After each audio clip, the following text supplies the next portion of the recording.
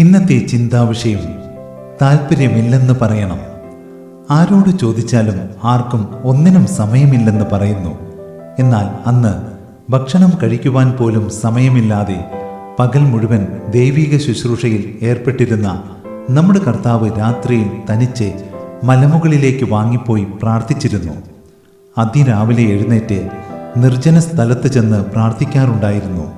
എന്നാൽ ഇന്ന് സ്വന്തം കുടുംബത്തിനു വേണ്ടി അധ്വാനിച്ചു കൊണ്ടിരിക്കുന്ന നമുക്ക് പ്രാർത്ഥിക്കുവാൻ, വചനം ധ്യാനിക്കുവാൻ സമയമില്ലെങ്കിൽ നമുക്കതിൽ താല്പര്യമില്ലെന്ന് സാരം.